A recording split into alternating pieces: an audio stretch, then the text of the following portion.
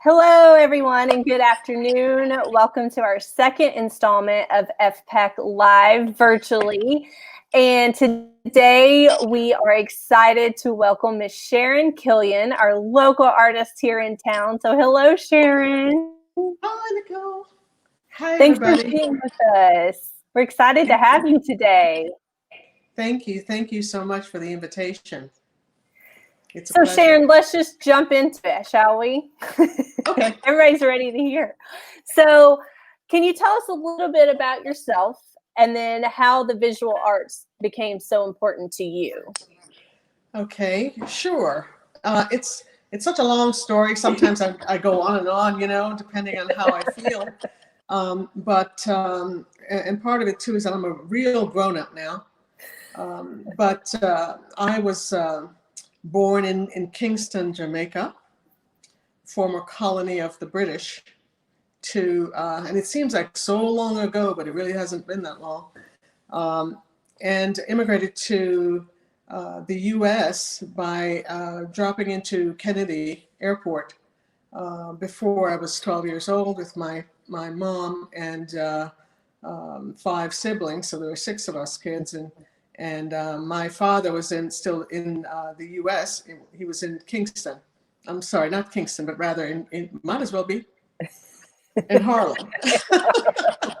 So from Kingston to Harlem, and where I grew up, and then I went to high school, of course, in the city, in New York City, and I really enjoyed art. It just came out of me, and part of it I realized is probably it was in my DNA. My father is a cabinet maker. He wanted to be an architect. So he had a facility with his pencil, and he really loved the line. And I picked this business up about loving line, and as I've grown older, I can see that the connection is there. So in high school, I was kind of discovered. I discovered myself a little too. I love to draw, and one of my teachers actually said something to me about having received a letter from the Metropolitan Museum of Art looking for students to come and join a Saturday class in figure drawing. And she thought I would be a good candidate for this. And it was like a freedom for me, a freedom that I had to work for so very hard, because my parents were kind of strict, and they didn't want the girl to go out of, get out of the house. And they did everything. My father especially did everything to keep me in. And but I earned those Saturdays, and that was it for me. Okay.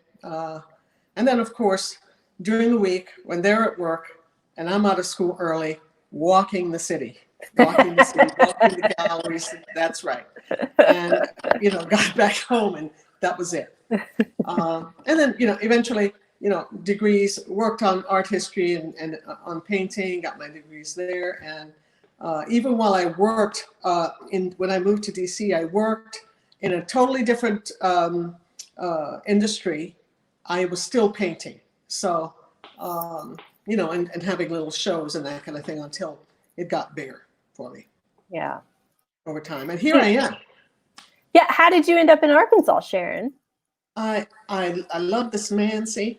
I met my husband. My husband in DC. I know, I could make it up.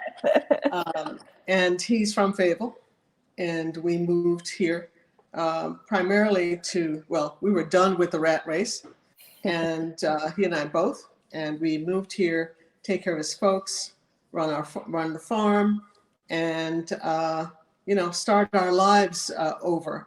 Of course, I thought it was not going to be as busy as before, but I feel like I'm busier than I was when I was running a couple of division, sections of an association or teaching school, which I did. Yeah, I would say you're a pretty busy woman. Yes, I hope I can manage it. I'm old now. No, you're not.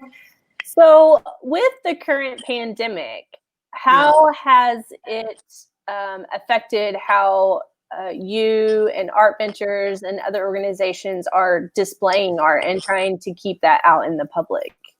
Yes, as a matter of fact, yeah, I don't remember whether I talked about Art Ventures at all in that last little diatribe, but so I'm president of Art Ventures Gallery, and I've been doing the work for a few years. I got the job, the volunteer position, and that means you do everything. Yeah, exactly. Like in 2016, and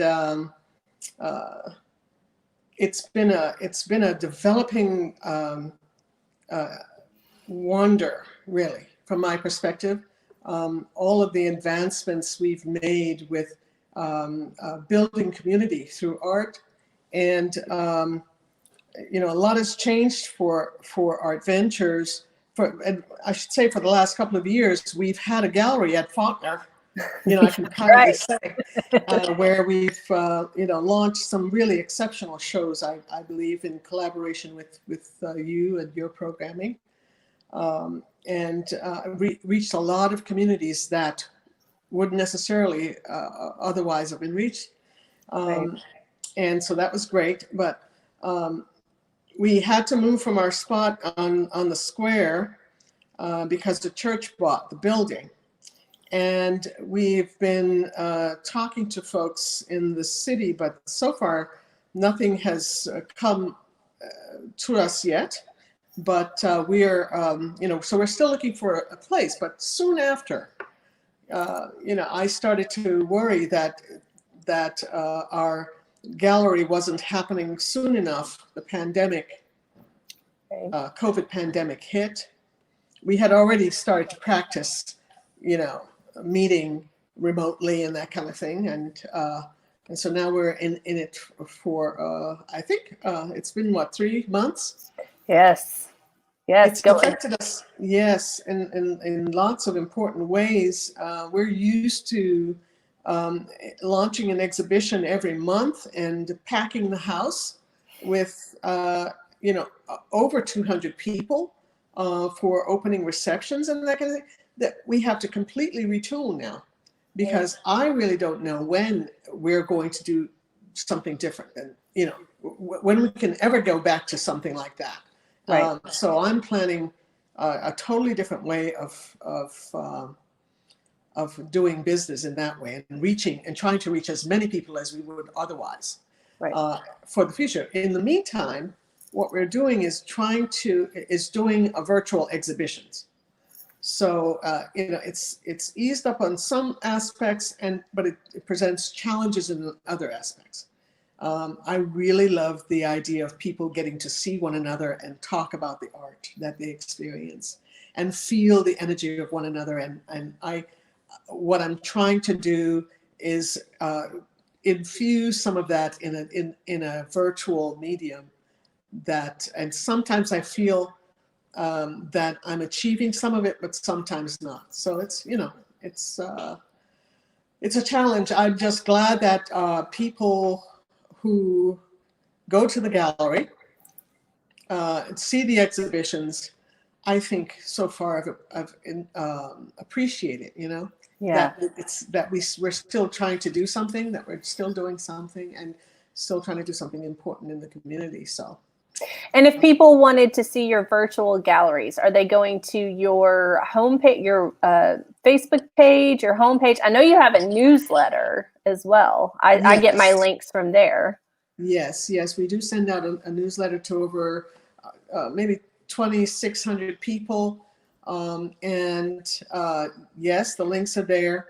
Also to our website, artventures-nwa.org. We send the link to our Facebook pages and group page and Instagram also, and we put our work on it's on Art Steps. Art Steps is the medium that we're using right now to do that, and it's it's not. We don't have that branded, of course, you can't. It's there. So we're working on doing that too, because you really need to have a face for yourself, Right. So we're working on that. And down in the comments, if anybody is looking, we have listed their website and Instagram and links for you to go and check it out and subscribe and all of those good things. So please do. And then speaking about art ventures, I know part of your motto and on your homepage it says "Arts for Everyone." Do you want to talk a little bit about what that means? Sure. Thank you for that. Art for everyone. Historically, many, at least in our culture, we seldom see, many people seldom see themselves. And let's say maybe 5-7 years ago, museums and galleries, they had a certain clientele, or they had a certain type of artist that they would like to promote and so on and sell. And we see that as a huge gap between what's real, what's in the community, and what's out there for the quote unquote art lover. Well, every community has art. Every community creates art. And whether the status or the powers that be believe that, they're important or not, I do, we do. And we feel that it's a very, very special thing for people to create, and that they might keep it inside the community, but one way of building community is to bring some of that out. And some cultures, they're not necessarily doing anything for you to see, but in our society, you want to be able to acclimate as yourself. You don't have to take everything on that is, you don't have to change yourself completely. And part of that to me is maybe saying, hey, this is what I do.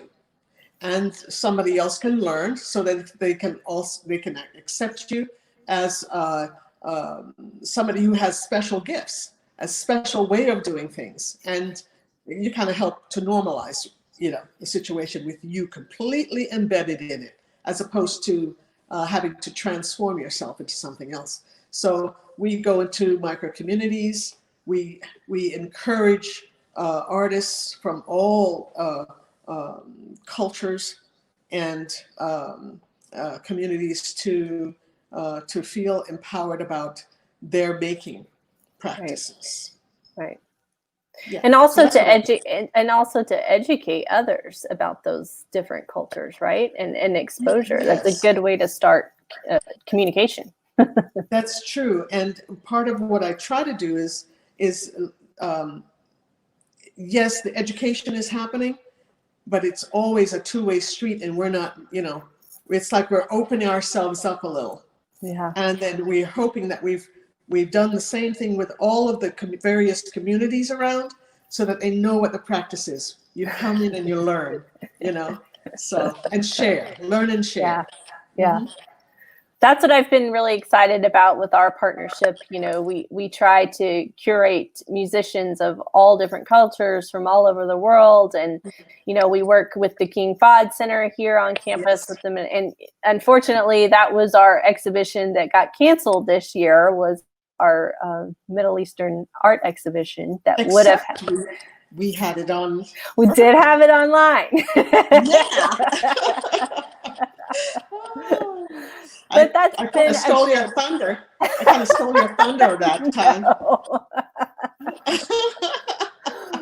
But I think that's why it's been such an easy, just us seeing on the same page that, bringing in and those cultures coming in to interact with the cultures that are here, and understanding that you can talk and communicate and all live together. And it's beautiful. It's the arts in general is a very good way to start those conversations. Yes, and that's true. We have that affinity. We really do, and it really works. There are no bumps about that. And I mean, it's an essential feeling for me because I'm not, I wasn't in, from the majority. I'm not from the majority culture, Right. and I always thought that what I did was as important as anybody else's. So, and that feeling is what I think needs to be imbued in all of these things. And so it's nice to see, all the folks, the people who get to see themselves, who don't normally come out Right. because they're not feeling welcome, Right. come out and see each other in the space. Yeah. And it's kind of exciting. They're able to see their art outside of their home, perhaps. Right. And it just really is fabulous. I love it. Well, that kind of leads me into my next question, because people may or may not know that you wear a couple of different hats around the community. And one of them that just took place was the No Justice, No Peace mural here in Fayetteville.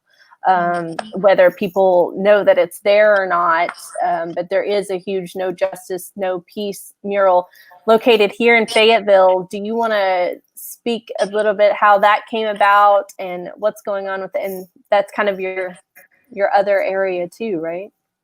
Yes, well, I'm a painter, as you know, but I'm running this gallery, and so I share my life with, my own work, achieving my own work, and also trying to uplift our community by uplifting artists. And so I was approached by a couple of young folk who are athletes and students, one student and an athlete who's a professional at the university, and who were fired up about the movement, the Black Lives Matter movement, and wanted to do something here in Fayetteville.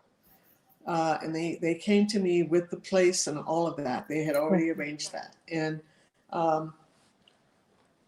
and one of the things that they talked about was how diverse the people who were doing the protest work are.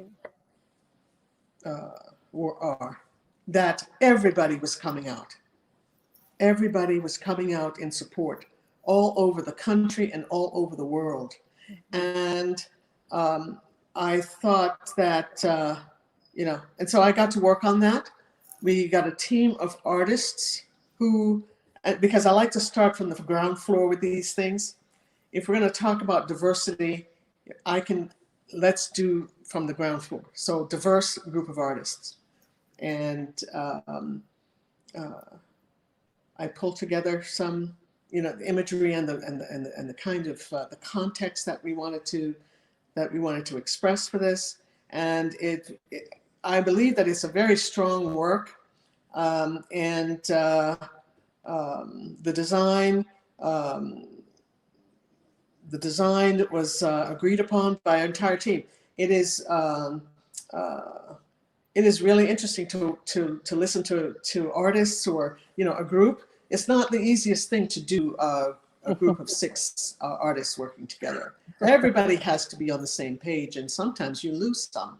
And if they're not on with the program, they can fall off.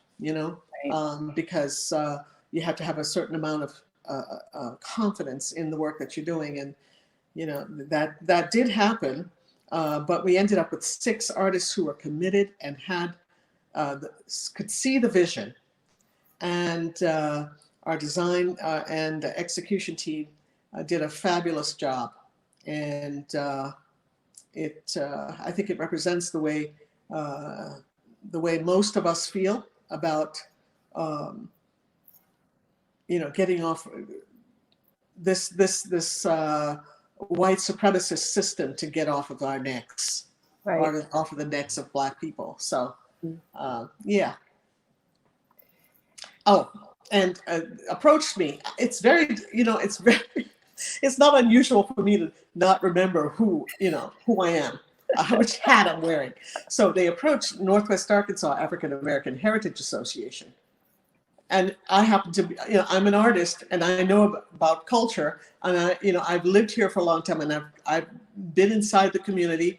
Of course, as a visitor, I can't take away the fact that I didn't grow up in this particular um, um, uh, base, because there are still people here in Washington County, in Fayetteville, who are descendants of enslaved people who are in Washington County.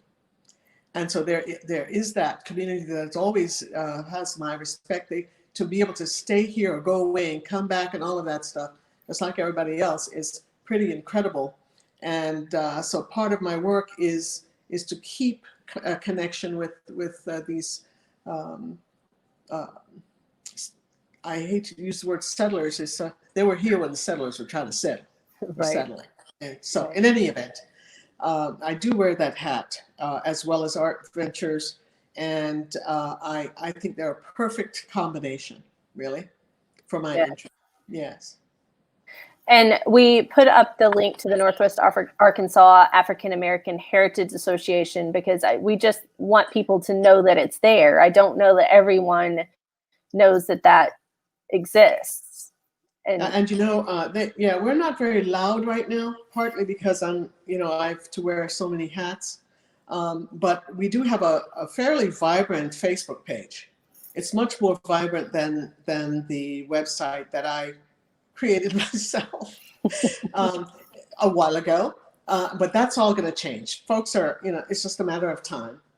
I must say that the Fayetteville in Living Color is the program that we participated in, and we were painting the mural live on the 20th, the day after Juneteenth, and we had there was a wonderful turnout, and I learned that Northwest Arkansas African American Heritage Association was going to be the beneficiary of the proceeds of that event. So, and we need the money to continue to do the work.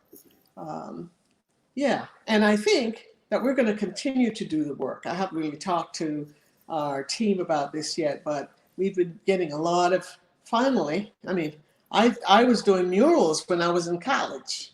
That's a long time ago. But finally, somebody realizes that this is something that Art Ventures, Northwest Arkansas African American Heritage Association, Sharon, Killian would know about. So I encourage people to check out the Facebook page and to reach out if they want to become involved or have questions or anything like that. Please. Absolutely. A good resource. Thank you for that. Yeah, absolutely. So I know that you have a piece that is near and dear to your heart, kind of a heart-wrenching. Thank you. It's a beautiful piece, but I the story behind it is definitely heart-wrenching, and I think we want to share that piece and for Sharon to talk about it a little bit and what it means. Well, somebody said that. One person said that I heard. What are you? How are you responding to the George Floyd murder or killing? By creating art. And I tell you, I was so broken. I felt really broken that I couldn't really see anyone jumping up and painting anything that comes from the heart, because you're so so broken. And nevertheless, being Black and feeling the stress of the potential to be killed just because of your color is something that I have felt. I can't, I know what it feels like personally. I have Black children too, and I know what it feels like to feel concerned about whether they're going to come home, because it doesn't take anything beyond just the color of your skin to potentially lose your life. Um, and but this piece, You're Killing Me, I, uh, I created last year, and it took a long time for me, but it's about 7 foot by 3.5 and 4 feet. And it's about, and it was inspired by Tamir Rice, the little child, the 12-year-old that was shot down playing in the little park. And you know, I was so upset, and I wanted to, and I tend to want to do a lot of abstractions, you know, and I've worked a lot to try to meld abstraction and realism, because I love to do both. And in this case, I wanted the message to come across a little faster, in, you know, from my perspective. And so I found an image of one of my it's actually my nephew, and he was about the same age, and he's waving, you know, he's waving his hand, holding his hand up, and a beautiful little smile on his face. And I used it as a representation of the kid, and what he was doing, and what my kid could have been doing, and what my nephew could have been doing when he was put down. And so I deliberately turned him sideways and repeated his waving motion across the piece. Hands up, don't shoot me, you know, hands up, don't shoot. And, you know, use the colors of the police for, you know, reflecting off of his little fingers. And some of the materials that I used to make my masks as a reflection of his skin, and put those across the piece as part of the composition. And he's down there, you know, bloody, and that the blood and black. And I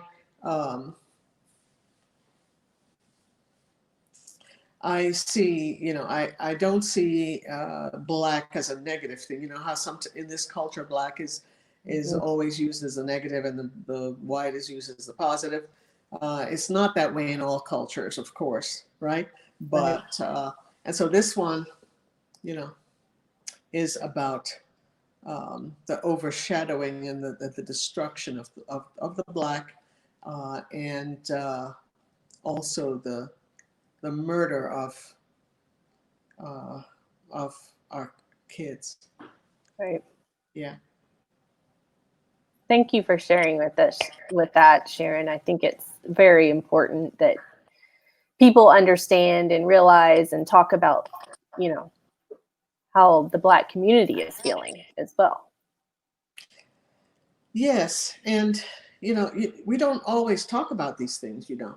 Mm-hmm. We're not sure. That's because we're not sure how it's going to be taken. And in as you're trying to build your business, or you're trying to build your you know, your relationships, a lot of people, they're not used to honest talk coming out of Black people. And Black people are not used to doing a lot of that, because many times there are consequences.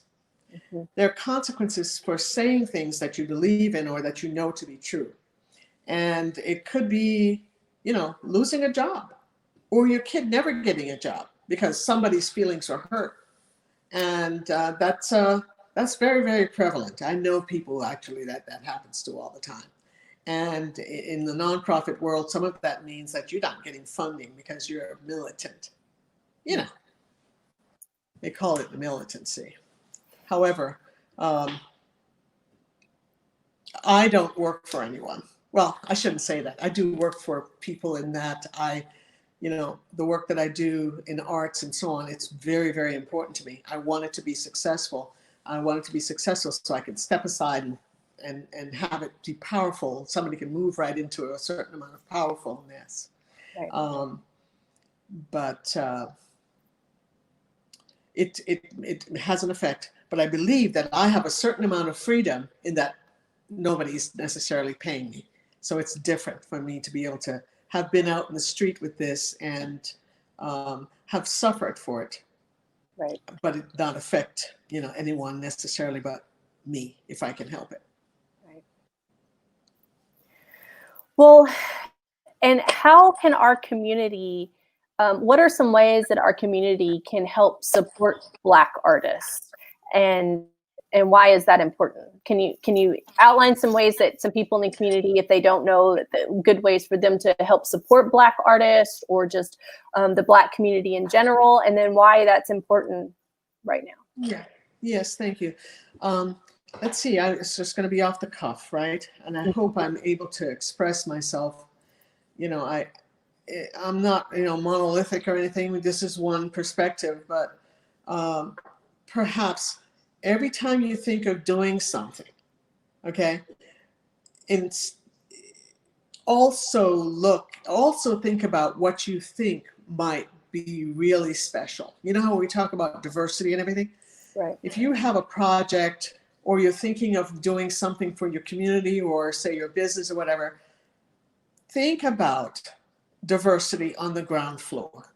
Okay? Think about the fact that you know quite well that there are capable Black people out here. And if you don't know, then you go ahead and call someone who may help you to get there, to realize that that is true. There are lots of us out here, who should be able to give you the idea that, yeah, there's no question about it.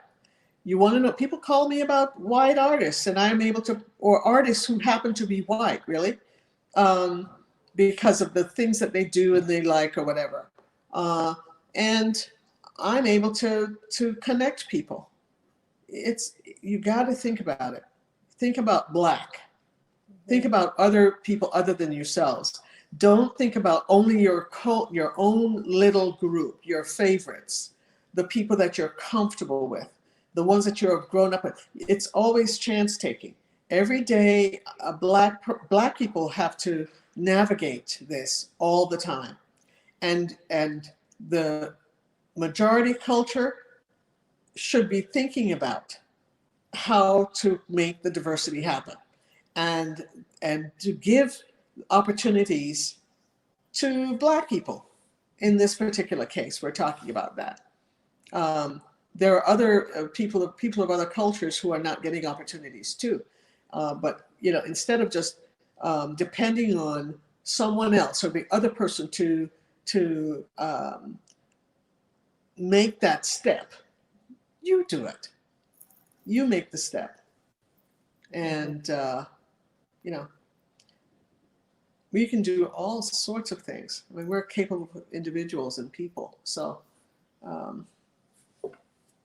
does that help a little?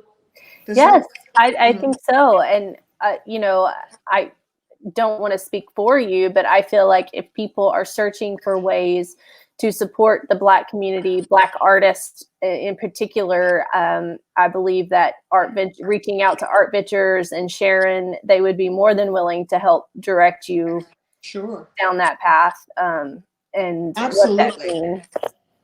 Absolutely, and it enriches your life to have to learn something about someone else, and just that alone will start you on your way. Yeah, I'd be happy to do it. Call me, write me.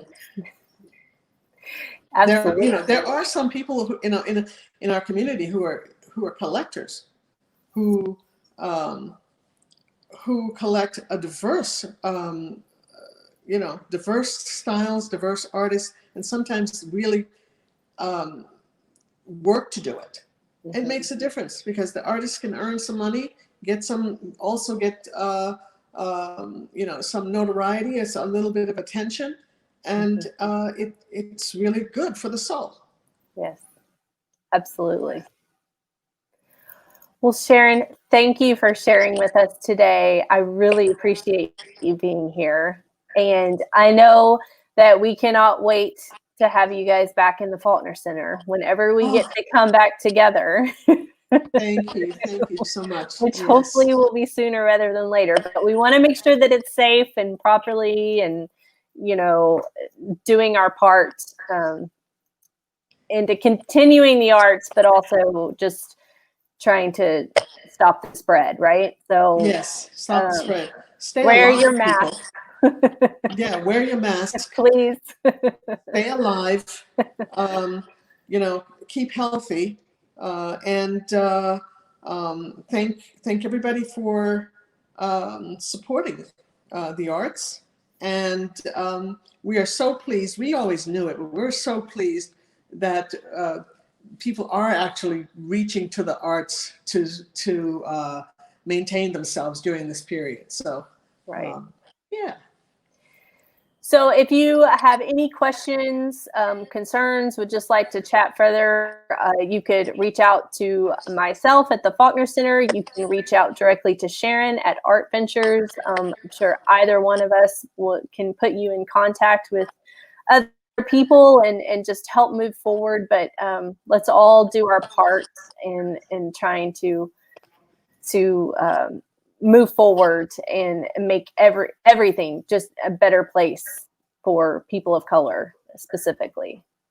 So I thank you, Sharon, and I hope to see everybody back in July. We will have Farah Siraj here, who is our Jordanian artist that we've had with us in the past. She's actually been on our stage before. So we will be speaking to her in July, and thank you guys so much for tuning in. Yes, thank you. Thank Bye, you. Sharon. We'll see you soon. Thank you. Bye. Bye.